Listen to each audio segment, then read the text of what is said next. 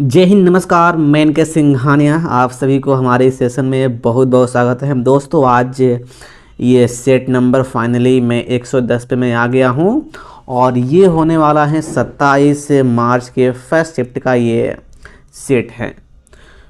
दोस्तों, इसके पहले हम लोग 109 सेट पूरी तरह से कंप्लीट कर चुके हैं। किसी भी प्रश्न में आपको डाउट हो तो आप टेलीग्राम पर या स्पेशल मैं नंबर दे दूंगा, आप उस पर सेंड कर सकते हैं। आपके डाउट को मैं क्लियर करने का प्रयास करूंगा।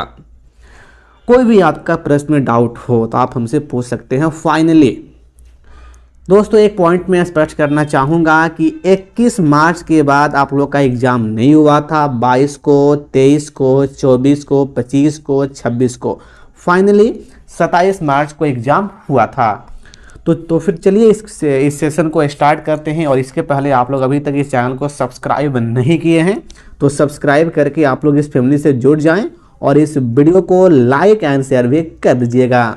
इसका PDF फाइल बिल्कुल फ्री आपको मिल जाता है टेलीग्राम पर, तो आप लोग वहां से ज्वाइन भी हो जाइएगा।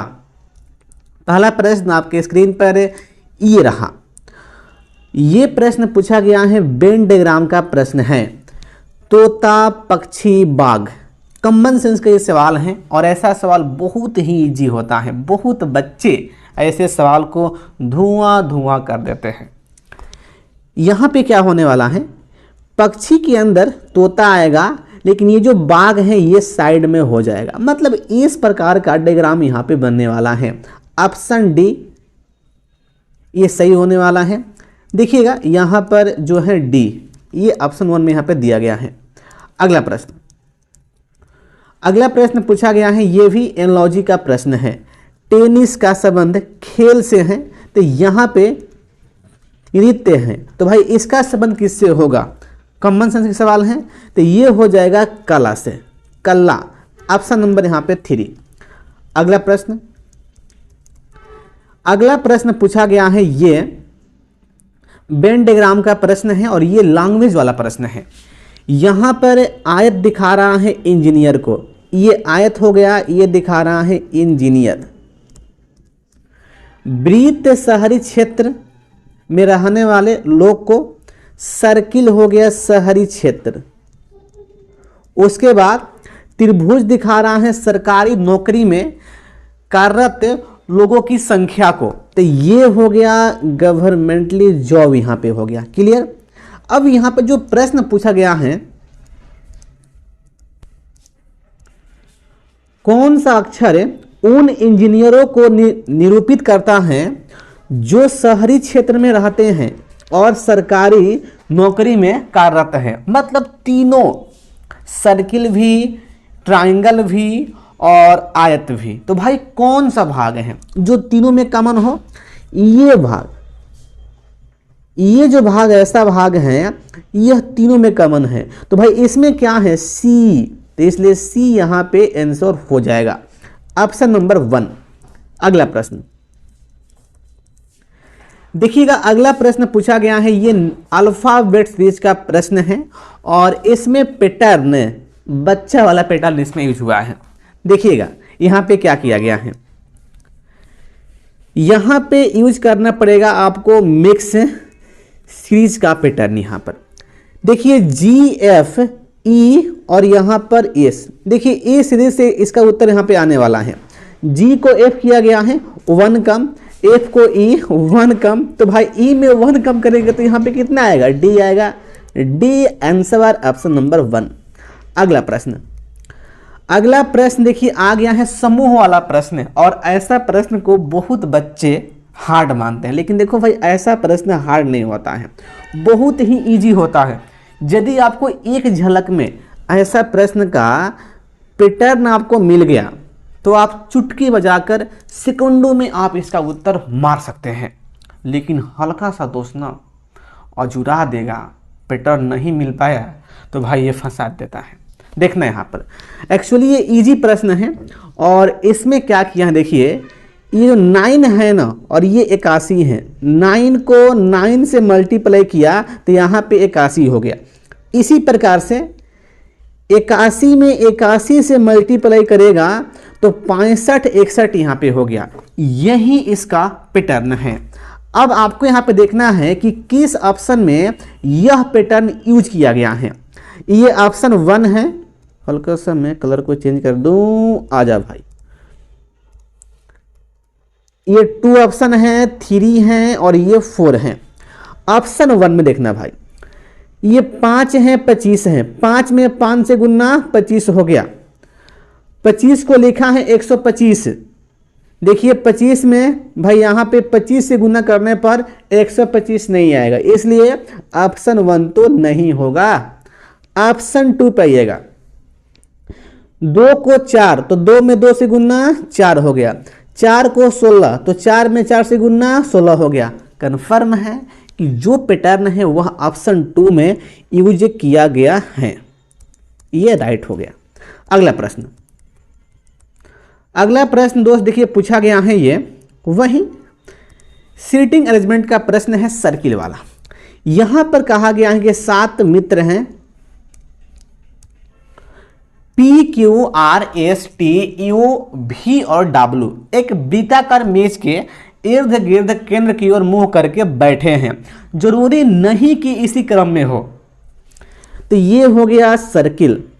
यहां पर 7 मित्र हैं, सेंट्रल की ओर मुंह करके बैठे हुए हैं। एक मिनट रुक जाना, 1 2 3 4 5 6 7 क्लियर। अब मैं बात कर लेता हूं डायरेक्शन का, तो इधर लेफ्ट और इधर राइट हो जाता है, ये तो सबको पता है। अब देखिएगा, यहां से RW के बाईं ओर निकटतम स्थान पर, W यहां पे मैं मान लिया, तो इसके बाईं ओर यानी कि यहां पर निकटतम स्थान पर ये R है, और ये देखिए P है, और P के बाईं ओर तीसरे स्थान पर बैठा है, और मतलब फर्स्ट पर्सन R हो गया। R जो है P के बाईं ओर तीसरे स्थान पर है, R यहाँ पे हो गया। तो भाई P को मुझे कहाँ पे करना पड़ेगा, देखिए तीसरे स्थान पे करना है, तो P यहाँ पे होगा, तो पहला दूसरा तीसरा R हो गया। नेक्स्ट, P और S के बीच में केवल 2 मित्र हैं। यदि P का स्थान ये फिक्स है तो भाई S को मुझे कहाँ बैठाना पड़ेगा। देखिए S तो यहाँ पे नहीं आएगा, क्योंकि यहाँ पे पहले से R फिक्स है, इसलिए S को हमें यहाँ पे लाना पड़ेगा। देखिए P और S के बीच में 2 पर्सन यहाँ पे बैठे हुए हैं। उसके बाद Q V के बाईं ओर निकटतम स्थान पे बैठा है, V के बाईं ओर। तो भाई 2 स्थान कौन बचा हुआ है जो एकदम सटले हो, तो देखो एक तो ये स्थान है और एक ये स्थान है, तो V होगा यहाँ पर, V के बाईं ओर निकटतम स्थान पर यहाँ पे Q हो जाएगा। अब केवल एक स्थान बचा हुआ है जहां पर आकर बैठ जाएगा T। तो इस प्रकार से इन सभी का बैठकी हो गया। ये प्रश्न है T के सापेक्ष S के सापेक्ष T का स्थान क्या है। देखिए यह S है और यह T है, तो देखिए S के सापेक्ष T का स्थान क्या है ये बताना है। तो देखिए इधर से राइट से पहला दूसरा तीसरा है, राइट से T क्या है, तीसरा स्थान पर है। लेफ्ट से पहला दूसरा तीसरा चौथा, लेफ्ट से चौथा है। अब देखते हैं ऑप्शन यहाँ पे क्या दिया गया है। ऑप्शन 1 है दाईं ओर से चौथा, बिल्कुल नहीं। ऑप्शन 2 है बाईं ओर से तीसरा, बिल्कुल नहीं। ऑप्शन 3 दाईं ओर से तीसरा, बिल्कुल सही। तो ऑप्शन 3 राइट आंसर हो गया। अगला प्रश्न, अगला प्रश्न देखिए पूछा गया है, ये बच्चा वाला प्रश्न है क्लासिफिकेशन का। ये टैबलेट है, इंजेक्शन है, मलहम है और ये उपचार हो गया। तो कॉमन सेंस की भाई बात यहां पर है कि विषम में उपचार हो जाएगा। अगला प्रश्न, अगला प्रश्न पूछा गया है, एक बार फिर से संख्या के बेस पर है ये क्लासिफिकेशन का प्रश्न, और बताना है कि कौन इसमें विषम है। इस प्रकार से है इसमें लॉजिक यह अप्लाई होगा। देखिए परफेक्ट स्क्वायर रूट का, देखिए जो ऑप्शन जो 1 में दिया गया है ना 576, यह परफेक्ट स्क्वायर रूट है, मतलब इसका परफेक्ट स्क्वायर रूट निकाला जा सकता है, ठीक है ना। लेकिन इसका परफेक्ट स्क्वायर रूट दोस्त यहाँ पे नहीं निकलेगा, इसका भी नहीं निकलेगा और इसका भी नहीं निकलेगा। नॉन परफेक्ट निकल जाएगा डेसिमल वाला, लेकिन परफेक्ट नहीं आएगा। तो इसलिए यहां पे विषम कौन हो गया, ऑप्शन 1। अगला प्रश्न,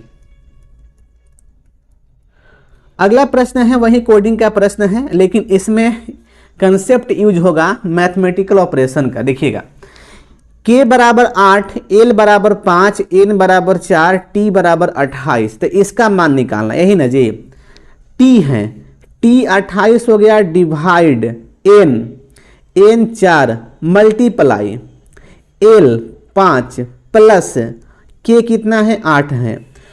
तो मैथमेटिकल ऑपरेशन में सबसे पहले क्या होता है, भाग का होता है। तो ये कट्टा यहाँ पे 7 आकर सट्टा, 7 5 35 हो गया, 35 8 43, ऑप्शन ए। अगला प्रश्न देखिएगा, अगला प्रश्न पूछा गया है वही कोडिंग का प्रश्न है, और इसमें क्या किया गया है देखिएगा,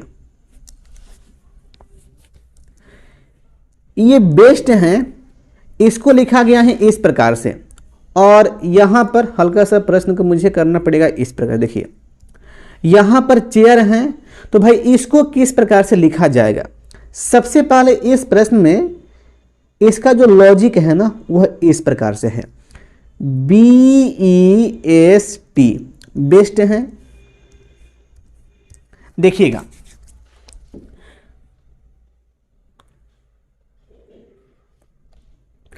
इस B को लिखा गया है, देखो इसको एंड साइड से, मतलब अंतिम ओर से। देखिए B का यहाँ पे B हो गया, और देखो B में एक प्लस कर दिए तो यहाँ पे C हो गया, ठीक है। उसके बाद देखो यहाँ पे E है, तो E का E हो गया, और E में एक प्लस कर दिया तो यहाँ पर F हो गया। उसके बाद यहाँ पर S है, तो S का S होगा, एक प्लस करेंगे तो T हो जाएगा। उसके बाद T है, तो T का T सेम हो गया, और T में 1 प्लस करेंगे तो यहाँ पे U आ गया। देखिए यही यहाँ पे दिया गया है ना। तो सेम इसी लॉजिक से आपको ये चेयर को लिखना है, चेयर को देखना, इसमें यहाँ पर CHAIR है, तो C है, तो यहाँ पे C का C 1 प्लस D, H का H 1 प्लस I, A का A 1 प्लस B, और I का I 1 प्लस J हो गया, R का R 1 प्लस S हो गया। तो भाई कितना आ गया, SRJIBA IHDC। देखिए यह दिया गया है ऑप्शन नंबर यहाँ पे ए में। अगला प्रश्न, अगला प्रश्न देखिए दोस्त पूछा गया है वही, ये कोडिंग का प्रश्न है, बच्चा वाला प्रश्न है, बच्चा वाला प्रश्न। देखिए इसमें कुछ नहीं किया गया है, बस लेटर के नंबर स्थान को यहाँ पे लिखा गया है। देखिएगा यहाँ पर F का स्थान 6 होता है, A का 1, C का 3, E का 5, D का 4, E का 5, A का 1 और ये F का 6 है। बस वही बच्चा वाला प्रश्न है। तो भाई यहाँ पे लिखना है हाई का, तो H का 8 होगा, I का 9, G का 7 और H का 8 हो गया। कितना आ गया, 8978। ऑप्शन कौन जाएगा, ऑप्शन नंबर ए 8978। अगला प्रश्न देखिएगा, अगला प्रश्न पूछा गया है वही, ये पंक्ति वाला प्रश्न है। देखिएगा ध्यान से, हल्का सा प्रश्न को मुझे छोटा करना पड़ेगा ताकि स्पेस मुझे मिल पाए। देखिएगा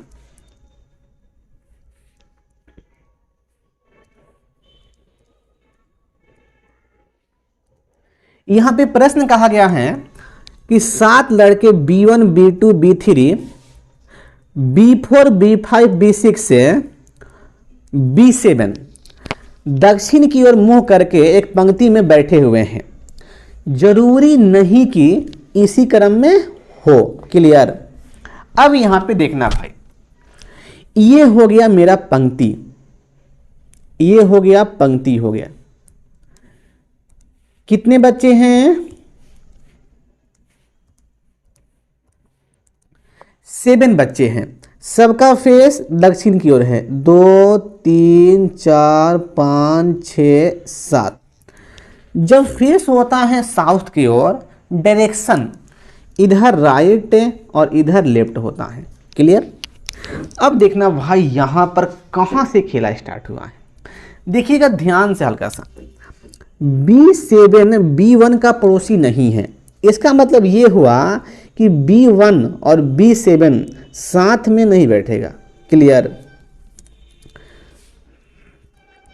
B3 B4 के दाईं ओर निकटतम स्थान पर हैं। अब देखिए B4 जहां पर फिक्स होता है ना, उसके सटल राइट साइड में B3 हो जाएगा, लेकिन B5 का पड़ोसी नहीं है। लेकिन मीन्स क्या? तो ये फर्स्ट पर्सन BE जो है B5 का पड़ोसी नहीं है। अब देखिए एक यहाँ पे एक फिक्स लाइन यहाँ पे दिया गया है जी, यहाँ से खेला स्टार्ट होगा। B2 किसी एक सिरे पे बैठा हुआ है। मैं मान लेता हूँ कि भाई देखिए B2 या तो यहाँ होगा या यहाँ होगा। देखना ध्यान से हल्का सा, ये अच्छा प्रश्न है। देखिएगा इतना पॉइंट तो भाई कंफर्म हो गया। अब देखो तथा B4 का पड़ोसी है। अच्छा मान लो यार B2 को मान ले कि ये यहां पे फिक्स है, तो भाई B4 कहां पे होगा?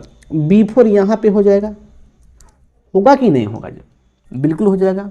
अच्छा मान लो यदि B2 यहां पे फिक्स है तो B4 यहां पे हो जाएगा। लेकिन देखिए पीछे की यहां पे लाइन दिया था B3 B4 के दाईं ओर निकटतम स्थान पे हैं। यदि B4 को मैं यहां पे फिक्स करता हूं तो भाई इसके दाईं ओर निकटतम स्थान पर B3 को मैं कहां बैठा सकता हूं? यहां पे तो देखिए B2 है, इसलिए मामला यहां पे गड़बड़ हो गया। अब भाई इसको मुझे यहां पे सुधारना पड़ेगा। तो सुधारने के लिए क्या करूंगा? देखो भाई B4 का ये स्थान फिक्स नहीं होगा, पहली बात। तो भाई कौन फिक्स होगा? ये B4 का स्थान फिक्स होगा। जब यहां पे B4 हो गया तो देखिए B2 भी यहां पे नहीं होगा। Clear clear clear clear. और B2 का स्थान ये भी फिक्स हो गया। जब B2 B4 यहां पे फिक्स, तो देखिए B4 के दाईं ओर निकटतम स्थान B3 का है, तो यहां पे B3 आ गया। किसी को परेशानी मेरे दोस्त? साफ नहीं। अब देखना, लेकिन B5 का पड़ोसी नहीं है। जब यहां पे B3 हो गया तो यहां पे B5 नहीं आएगा। B5 कहां कहां आ सकता है? एक यहां पर, एक यहां पर, एक यहां पर, मतलब तीनों में से किसी पे आ सकता है। अभी हल्का सा रुक जाओ जरा। अब आ गया ना इस लाइन पर B1 और B5 के बीच में केवल 2 लड़के हैं, B1 B5। देखिए ये लाइन भाई स्पष्ट हो गया। दोस्त मैं B5 को मैं यहां नहीं बैठा सकता हूं, क्योंकि B5 B3 का पड़ोसी नहीं होना चाहिए। इसलिए B1 यहां पे हो जाएगा और B5 यहां पे हो जाएगा।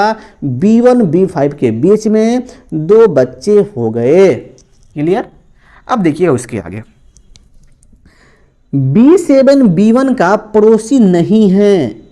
जब यहां पे B1 फिक्स है तो यहां पे B7 नहीं होगा, तो भाई B7 बेचारा यहां पे हो जाएगा। देखिए यहां पे हो गया B7 और एक बंदा बचा हुआ है जिसका नाम क्या है दोस्त? वह कौन है? देखिए B1 हो गया और B2 हो गया, B3 भी हो गया, B4 भी हो गया और यहाँ पे B5 B6। देखिए B6, तो B6 यहाँ पे आकर बैठ जाएगा। इस प्रकार से दोस्त ये यहाँ पे बैठकी हो गया। अब देखना यहाँ पे प्रश्न में क्या पूछा गया है। निम्नलिखित में से कौन सी B6 की सही स्थिति है? B6 यह है। Option 1, option 2, option 3, option 4। Option 1 देखिएगा, B7 के दाईं ओर निकटतम स्थान पर।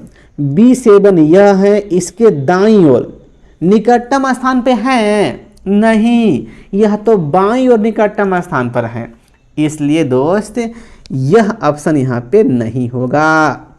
ऑप्शन 2 B5 के दाईं ओर दूसरे स्थान पर, B5 के दाईं ओर नहीं, यह बाईं ओर दूसरे स्थान पे है, इसलिए ये भी नहीं होगा। ऑप्शन 3 B3 के बाईं ओर दूसरे स्थान पर, B3 के बाईं ओर नहीं, दाईं ओर है, इसलिए ये भी नहीं होगा।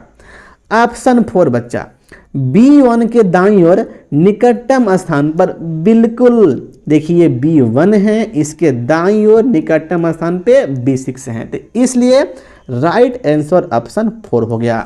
दोस्त बहुत ही अच्छा प्रश्न था, सीटिंग अरेंजमेंट का पंक्ति वाला। अगला प्रश्न देखिएगा, अगला प्रश्न पूछा गया है, ये बच्चा वाला प्रश्न है क्लासिफिकेशन का। शुक्र, शनि, बृहस्पति और यहाँ पे चंद्रमा है, तो चंद्रमा यहाँ पे विषम हो जाएगा। अगला प्रश्न देखिएगा, अगला प्रश्न पूछा गया है नंबर सीरीज का प्रश्न। बहुत ही अच्छा प्रश्न है और बहुत बच्चे ना इस प्रश्न को मैं देखा, इस प्रश्न को मैं डाला था कम्युनिटी पोल में और मैं देखा कि करीब करीब मुझे लग रहा है कि 50% बच्चा इस प्रश्न को गलती किया है। दोस्त देखिए, इसमें कुछ नहीं किया यार, देखने को हार्ड है, कुछ नहीं किया। देखो यहाँ पर एक पॉइंट अपने माइंड में रखना कि जब भी नंबर सीरीज में नंबर बड़ा हो रहा हो, देखो यहाँ पे 6 हो गया है, 18 हो गया है, 108 हो गया है, 1944 हो गया है, तो इसमें लॉजिक या पैटर्न मल्टीप्लाई का यूज हुआ होगा। जब भी नंबर बिगेस्ट आए तो मल्टीप्लाई का पैटर्न यूज हुआ होगा। देखिए इसमें वही काम यहां पे हुआ है, वही काम देखिएगा। 2 में 3 से गुणना, ये 6 हो गया, 6 में 3 से गुणना 18 हो गया, 18 में 6 से गुणना 108 हो गया, 108 में 18 से गुणना तो इतना आएगा 1944 आएगा। और देखिए फाइनली व्हाट निकालने के लिए 108 गुना 1944 करना पड़ेगा, तो व्हाट के स्थान पे 20 99 52 आएगा, जो दिया गया है ऑप्शन नंबर 2 में। क्लियर। अगला प्रश्न देखिएगा दोस्त, अगला प्रश्न बहुत अच्छा प्रश्न है। यह प्रश्न पूछा गया है, सीटिंग अरेंजमेंट का प्रश्न है पंक्ति के बेस्ट पर। बहुत अच्छा प्रश्न है। देखिए जब भी ऐसा प्रश्न आपके एग्जाम में आता है तो बहुत बच्चे ऐसे प्रश्न से डर जाते हैं। देखिए क्योंकि लैंग्वेज इसका बहुत बड़ा है और लैंग्वेज को देख कर ना जब ये स्क्रीन पर फ्लैश होता है तो बहुत बच्चे डर जाते हैं और वे दादा इतना लंबा आ गया। देखो यदि पजल है ये सीटिंग अरेंजमेंट का आपके एग्जाम में आ रहा है और लेंदी आपको लग रहा है कि लैंग्वेज पूरा भर गया, पूरा स्क्रीन भर गया, तो देखिए वैसे कंडीशन में यदि आपके पास समय है तो भाई इसको टच करना है, अन्यथा साफ इसको प्रणाम करना है कि मैं आपको छोड़कर जा रहा हूं। भाई आपको महान नहीं बनना एग्जाम में, नहीं तो महान बनने के चक्कर में आप इजी प्रश्न को भी आप नहीं कर पाएंगे क्योंकि आपके पास समय बचबे नहीं करेगा। दोस्त देखिए ऐसे प्रश्न को तभी किया जाता है जब आपका कंसेप्ट पूरा क्लियर है, आपको पकड़ने आता है 20 से, तो आप ऐसे प्रश्न को कर लेंगे, ठीक है ना। लेकिन यदि आप लैंग्वेज पूरा पढ़ेंगे तो भाई बहुत लेंदी हो जाएगा, समय पूरा ले लेगा, ठीक है ना। तो फिर चलिए इस क्वेश्चन को स्टार्ट करते हैं, बहुत बातचीत हो गया। देखिएगा प्रश्न यहाँ पे ये है, भाई बहुत पेशेंस के साथ इसको सीखिएगा, इसको देखिएगा ध्यान से, नहीं तो हल्का सा भी फंसा तो भाई अटक जाओगे। अच्छा प्रश्न है ये, देखिएगा ध्यान से। जिंदगी सुनसान करने वाला प्रश्न है ये भाई। 5 व्यक्ति हैं ABCD और E उत्तर की ओर मुंह करके एक पंक्ति में बैठे हैं।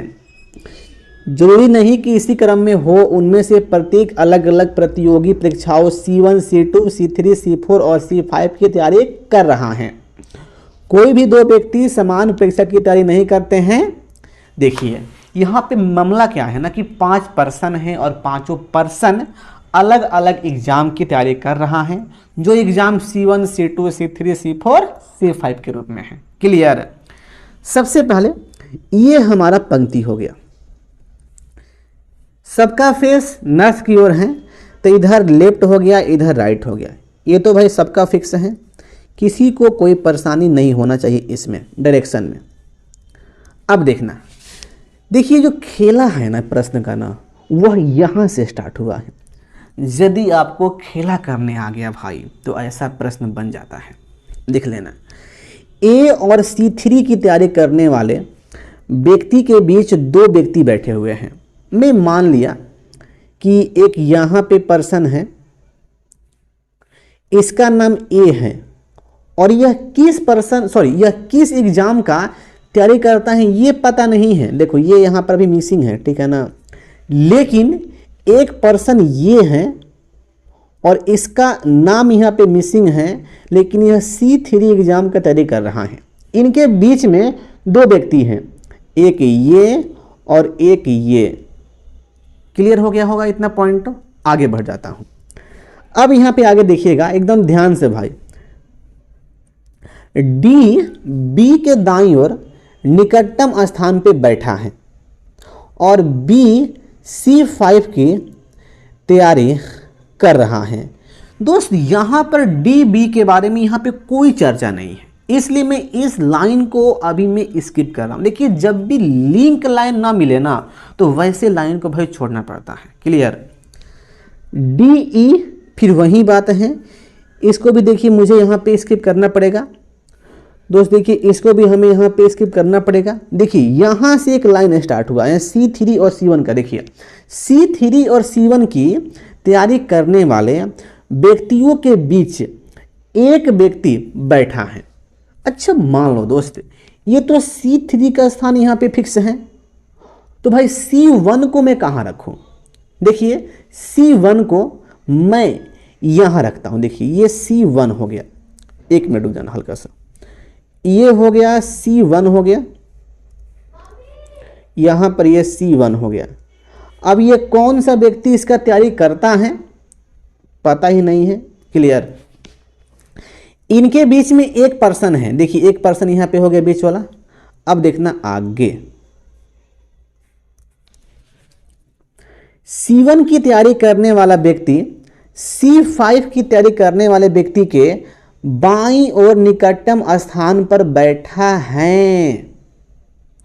जो पर्सन C1 की तैयारी करने वाला है वह C5 की तैयारी करने वाले व्यक्ति के बाईं ओर निकटतम स्थान पे बैठा है। इसलिए स्पष्ट हो गया 100% कि यहाँ पर C5 होगा। देखिए C5 के एग्जैक्ट यहाँ पे लेफ्ट साइड में C1 बैठ गया है, किसी को परेशानी नहीं होना चाहिए। अब देखिए दोस्त, अब मैं आ रहा हूं पीछे, जितने सारे में पॉइंट को मैं स्किप किया था उस पर देखिएगा। यहां से D जो है B के दाईं ओर निकटतम स्थान पर बैठा है, D B के दाईं ओर। यहां से स्पष्ट ये हुआ ना, यहां से स्पष्ट ये हुआ कि देखिए B यहां पे होगा और देखिए B के दाईं ओर D यहां पे होगा। अब आपके मन में सवाल कि सर B यहीं पे क्यों होगा? क्योंकि देखो ना यार, आगे दिया गया है कि B जो है C5 की तैयारी कर रहा है, इसलिए B यहां पे हो गया। ये फिक्स लाइन है। क्लियर। अब आगे आना, D और E के बीच में केवल एक व्यक्ति बैठा है, D यहां पे हो गया और देखो भाई E कहाँ पे होगा अभी ये कहना फिक्स नहीं है, लेकिन इनके बीच में एक पर्सन है। अब आगे पढ़ना हल्का सा, D और E में से कोई एक अंतिम सिरे पर बैठा है। दोस्त D और E में से कोई एक अंतिम सिरे पर बैठा है। अब देखो यहाँ पर D जो हो गया अंतिम सिरा पर हो गया, तो भाई E को मैं कहाँ बैठा दूँ? दोस्त E आकर यहाँ बैठ जाएगा। क्लियर हो गया होगा। अब देखना आगे, एक पॉइंट और यहाँ पे बाकी है। A B का पड़ोसी नहीं है, जो A है वह B का पड़ोसी नहीं है। देखिए A यहाँ पर है, B यहाँ पर है, भाई बिल्कुल पड़ोसी नहीं है। अब देखना एक ये लाइन है, सी जो है C4 की तैयारी नहीं कर रहा है, C4 का तैयारी नहीं कर रहा है। तो इसलिए स्पष्ट हो गया कि यहाँ पर जो C है वह C2 का तैयारी कर रहा है। देखिए तो एक यहाँ पर लाइन हो गया, 1 2 3 4 5, देखो पर्सन यहाँ पे C हो गया, यह C2 का तैयारी करेगा, और बचा यहाँ पे C4 का, तो C4 का तैयारी करेगा यहाँ पर A। दोस्त इस प्रकार से ये बैठकी आपके सामने रेडी हो गया। क्लियर। अब देखते हैं यहाँ पे प्रश्न में क्या पूछा गया है, इनमें से कौन C2 की तैयारी कर रहा है। देखिए कितना इजी प्रश्न पूछा था यहाँ पे, देखो तो कितना बबू वाला प्रश्न है। C2 यानी कि जो C2 है वह उसको C तैयारी कर रहा है। देखिए दिया गया है ऑप्शन नंबर यहाँ पे 2 में। अगला प्रश्न दोस्तों, अगला प्रश्न आपके सामने यहाँ पे ये रहेगा, और देखिएगा यहाँ पर ये देखिए अच्छा प्रश्न है, लैंग्वेज बेस्ड प्रश्न है, और ऐसे प्रश्न को बहुत बच्चे स्किप किए भी होंगे, लेकिन देखिएगा इस प्रश्न को। अच्छा प्रश्न, दी गई जानकारी को ध्यानपूर्वक पढ़ें और निम्नलिखित प्रश्न का उत्तर दें। सबसे पहले इस प्रश्न को आपको ध्यानपूर्वक पेशेंस के साथ इसको पढ़ना है और उसके बाद आपको उत्तर देना है। माध्यमिक कक्षाओं के लिए सहायक अध्यापक, जिसको सामाजिक विज्ञान बोलते हैं, के चयन हेतु अर्हता मानदंड निम्नानुसार है। यहाँ पे कहा गया है ना कि माध्यमिक की कक्षा के लिए एक सहायक अध्यापक का चयन करना है, जिनका देखिए मानदंड जो है वह निम्न प्रकार से यहाँ पर दिया गया है। नंबर 1 में देखिएगा, आवेदन के पास, जो आवेदक होता है उसके पास भूगोल, इतिहास, अर्थशास्त्र, राजनीति विज्ञान और लोक प्रशासन नामक विषयों में से किन्हीं 2 में स्नातक की डिग्री होनी चाहिए। नंबर 2 देखिएगा, आवेदक ने बीएड की डिग्री में प्रथम श्रेणी से मतलब पास होना चाहिए, ठीक है ना। उसके बाद है कि आवेदक के पास प्राथमिक स्तर पर 8 वर्ष या माध्यमिक स्तर पर 3 वर्ष का शिक्षण अनुभव होना चाहिए, ठीक है। आवेदक को हिंदी और अंग्रेजी का अच्छा ज्ञान भी होना चाहिए। तो ये हो गया भाई मापदंड हो गया, मापदंड, मापने का दंड ये, ठीक है। अब देखना नीचे कुछ दिया गया है यहाँ पर इंट्रोडक्शन। एक आवेदक के बारे में जानकारी दी गई है। दी गई जानकारी के आधार पर आपको यह निर्णय करना है कि वह व्यक्ति किस मानदंड के तहत चयन के लिए अर्ह है। कृपया ध्यान दें कि यह एक व्यक्ति एक से अधिक मानदंडों के तहत अर्ह हो सकता है, मतलब एक से अधिक, ठीक है ना, 2 3 4। आपको प्रश्न में दी गई जानकारी के अतिरिक्त किसी भी अन्य बात का अनुमान नहीं लगाना है। देखिए यहाँ पे साफ साफ लिखा गया है कि जो प्रश्न में बातें दी गई हैं उसी के आधार पे आपको उत्तर मारना है। आपको कोई कॉमन सेंस डालने की आवश्यकता नहीं है, कुछ भी एक्स्ट्रा आपको सोचना नहीं है।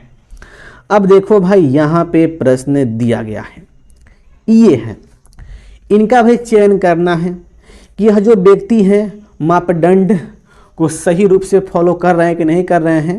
देखिएगा डॉक्टर मोहंती नाम के व्यक्ति हैं, भूगोल, अंग्रेजी, मनोविज्ञान विषय में स्नातक हैं। क्लियर। वे भूगोल में परा स्नातक हैं, मतलब मास्टर की डिग्री है भूगोल में, और उनके पास पीएचडी की भी डिग्री है। क्लियर। उनके पास माध्यमिक स्तर पर 8 वर्ष का शिक्षण अनुभव है और वे हिंदी और अंग्रेजी में बहुत अच्छी तरह से पढ़ा सकते हैं। अब भाई देखना, यह जो मोहंती जी हैं यह 3 विषयों में स्नातक हैं, लेकिन मानदंड में क्या कहा गया था कि आवेदक के पास 2 विषयों में स्नातक होना चाहिए। तो भाई यहाँ से क्या क्लियर हुआ कि यह जो मोहंती जी है ना, यह नंबर 1 मानदंड को फॉलो नहीं कर रहे हैं। तो भाई ये नहीं होगा, नंबर 1 यहाँ पे ख़त्म हो गया। अब देखना उसके बाद नंबर 2 देखना, मोहंती जी के पास बीएड का डिग्री है ना भाई, देखो यहाँ पे साफ साफ कहा गया है कि डिग्री है, नहीं डिग्री नहीं है इनके पास, बीएड की कोई डिग्री नहीं है, इसलिए नंबर 2 भी मापदंड में क्या है, फेल है। अब आना बचा नंबर 3। देखो इनके पास जो है ना माध्यमिक स्तर पर 8 वर्ष का पढ़ाने का अनुभव है, ठीक है भाई, इसमें मिनिमम 3 वर्ष का चाहिए, इसलिए देखो यह यहाँ पे सही है। अब वे सही क्यों है, क्योंकि इस मापदंड को ये फॉलो कर रहे हैं। नंबर 4 देखना,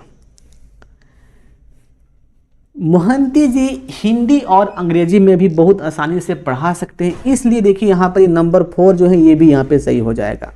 क्लियर। तो ये मोहंती जी 2 मापदंड को फॉलो कर रहे हैं, कौन कौन, 3rd है और 4, तो यही आंसर में दिया होगा ऑप्शन में, ठीक है ना। देखिए ऑप्शन यहाँ पे ये है, ऑप्शन ये है, ऑप्शन 1 है, 2 है, 3 है, 4 है, कौन सही है ये आपको बताना है। देखिए ऑप्शन 1 यहाँ पे सही होगा, केवल 3rd और 4 के तहत और हैं, मतलब मापदंड को फॉलो कर रहे हैं, इसलिए ये राइट हो गया। अगला प्रश्न देखिएगा, अगला प्रश्न पूछा गया है ब्लड रिलेशन का प्रश्न है, वैसे ये बच्चा वाला प्रश्न है। देखिएगा प्रश्न क्या है,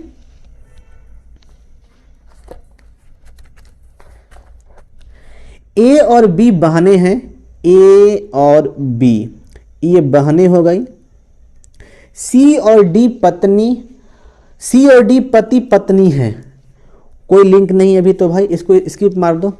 डी जो है बी का पिता डी हो गया। अब देखो जब डी पिता हो गया और सी डी पति पत्नी है, तो देखो डी की पत्नी कौन हो गई, सी हो गई, और ई का भाई है, जो डी है यह ई का भाई हो गया, ई जो है ए का चाचा है, तो देखो ए ई यहाँ पे मेल हो गया।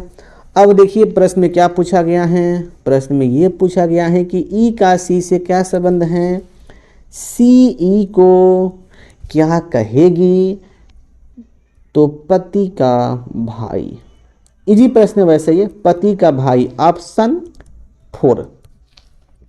अगला प्रश्न देखिए पूछा गया है यहाँ पर, ये कबड्डी का संबंध बांग्लादेश से है, तो वॉलीबॉल का संबंध भाई किस देश से होगा, इजी प्रश्न है, सब लोग मार देंगे, तो ये होगा नेपाल से, ऑप्शन 1। अगला प्रश्न है, देखिएगा अगला प्रश्न आ गया फ्री में नंबर देने वाला। देखो भाई जब भी ऐसा प्रश्न आता है ना, तो ऐसा प्रश्न फ्री में नंबर देता है, बस आपको कुछ भी हल नहीं करना है ऐसे प्रश्न में, सीधे ऑप्शन पे आना है, चेक करना है, उत्तर मारना है। देखिएगा ऑप्शन 1, ये ऑप्शन 2 है, ऑप्शन 3 है, ऑप्शन 4 है। एक आंख से पढ़िए प्रश्न को, इनमें से कौन गणित, इतिहास और अंग्रेजी में अच्छा या अच्छी है, बताना है तीनों में कौन अच्छा अच्छी है, ठीक है। देखना ऑप्शन 1 में है सुनयना। देखिए ये जो सुनयना है गणित में अच्छी है, अंग्रेजी में अच्छी है, लेकिन दोस्ते देखो ना ये इतिहास में भी सुनयना अच्छी है, तो इसलिए क्या हुआ, बिना चेक किए यार, कुछ भी टेंशन नहीं, फ्री का नंबर मिल गया। ऑप्शन 1 राइट, आपको 2, 3, 4 चेक नहीं करना है। यदि आपका भाग खराब रहता तो भाई 4 भी सही हो सकता है क्या। दोस्तों अब आते हैं अगला प्रश्न पर, और अगला प्रश्न आपके सामने ये रहने वाला है सिलाव का प्रश्न। यहाँ पे कथन दिया गया है 3। देखिए पहला कथन है कि कुछ अमरूद है, आम है, ये अमरूद जो हो गया कुछ पार्ट इसका आम हो गया, सभी आम नाशपाती हैं, सभी आम क्या हैं बाबू, नाशपाती। उसके बाद कुछ नाशपाती अंगूर है, कुछ नाशपाती, देखिए ये कुछ नाशपाती जो हो गया ये अंगूर हो गया। तो इस प्रकार से ये बन गया यहाँ पर मेन फिगर। मेन फिगर ये हो गया, इसका पॉसिबिलिटी फिगर संभव नहीं है। और देखते हैं इसका कंक्लूजन। नंबर 1, कुछ अमरूद अंगूर हैं, अमरूद अंगूर सोम का केस। अमरूद और अंगूर यहाँ पे नॉन का केस बन रहा है, इसलिए ये रॉन्ग हो गया। नंबर 2, अमरूद नाशपाती सोम का केस बन रहा है, यहाँ पे अमरूद है और नाशपाती, देखिए यहाँ पर भी सोम का केस बन रहा है, तो इसलिए ये सही हो गया। नंबर 3, आम और अंगूर, इसके भी सोम का केस बन रहा है, यह आम है अंगूर हैं, देखिए यहाँ पर नॉन का केस बन रहा है, इसलिए ये रॉन्ग हो गया। तो यहाँ पे ओनली कंक्लूजन जो फॉलो कर रहा है नंबर 2। देखते हैं ऑप्शन, तो ऑप्शन आपके सामने ये रहेगा और इसका उत्तर होने वाला है ऑप्शन नंबर यहाँ पे 2। अगला प्रश्न,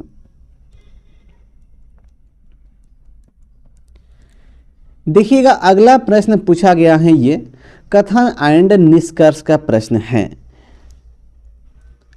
यहाँ पे बताना है कि कौन सा जो निष्कर्ष है वह सही है।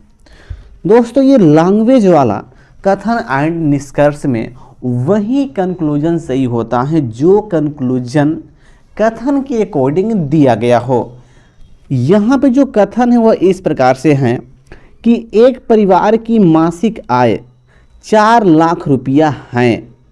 नंबर 2 है कि इसमें से 2,40,000 रुपया परिवार के उन सदस्यों द्वारा कमाए जाते हैं जो आईटी क्षेत्र में काम करते हैं।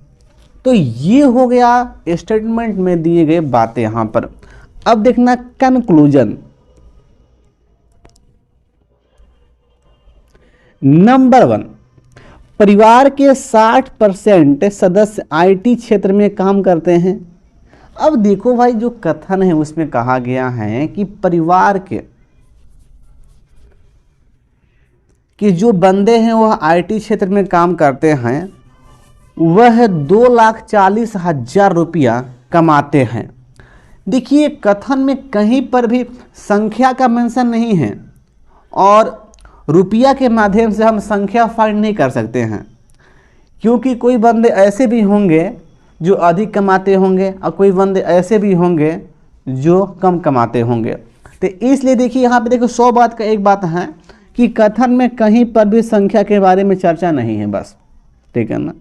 तो इसलिए देखो यहाँ पर मैं नहीं कह सकता हूँ कि परिवार के 60% जो मेंबर हैं वह आईटी क्षेत्र में काम करते हैं।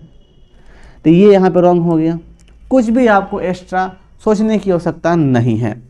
नंबर 2 देखिएगा, परिवार के पुरुष मेंबर परिवार की महिला मेंबर की तुलना में अधिक कमाते हैं। भाई कथन में कहाँ पर कहा गया है कि जो परिवार के पुरुष मेंबर हैं महिला मेंबर की तुलना में अधिक कमाते हैं? कहीं पर नहीं है, इसलिए ये भी रॉन्ग हो गया।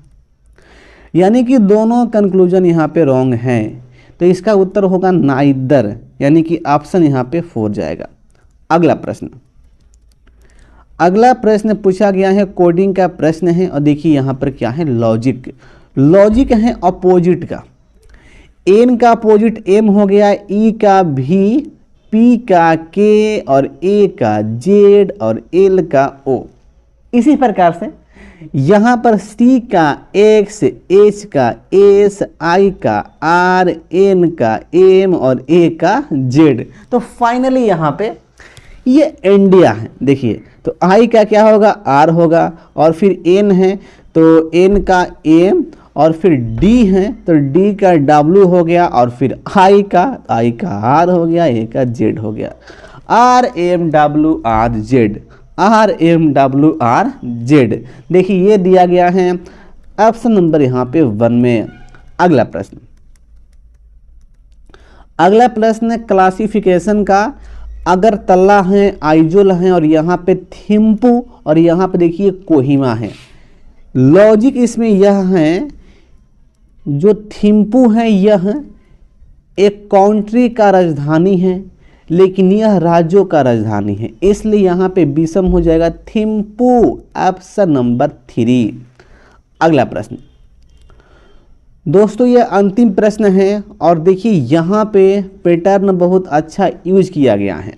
देखिए ए है, सी है और ये एफ है, के और यहाँ पे व्हाट, ये निकालना है। देखिए सबसे पहले ए को सी किया गया तो यहाँ पे +2 हो गया, उसके बाद सी को एफ +3 और एफ को के तो +5 हुआ है। अब भाई यहाँ पे क्या प्लस करूँ, यही ना। अब देखना यहाँ पर, देखो एक्चुअली इसमें क्या हो रहा है ना, 2 3 तो यहाँ पे +1 हुआ है, 3 5 तो यहाँ पे +2 हुआ है, ठीक है ना। अब भाई आगे क्या होगा, आगे देखिए 1 में 2 से गुना 2 हो गया, तो भाई देखो 2 में 2 से गुना करेंगे तो यहाँ पे +4 होगा, तो ये 5 4 9 यानी कि फाइनली हमें यहाँ पे 9 प्लस करना पड़ेगा। तो के में के होता है 11 पर 11 9 कितना हो गया, 20 हो गया। तो फाइनली यहाँ पे वाट के स्थान पे 20 आएगा, यानी कि टी आंसर, और टी दिया गया है ऑप्शन नंबर यहाँ पे 3 में। दोस्तों हम लोग इस प्रकार से इस सेट के सारे प्रश्न को डिस्कस कर लिए हैं। आपको किसी भी प्रश्न में थोड़ा सा भी डाउट हो या सस्पेंस हो या दिल में दुखी हो भी हो किस भी प्रश्न से, तो आप हमसे पूछ सकते हैं। आपके हर एक प्रश्न के जो डाउट हैं उसको पूरा किया जाएगा। तो फिर आते हैं अगले सेट पर। तो जय हिंद, वंदे मातरम।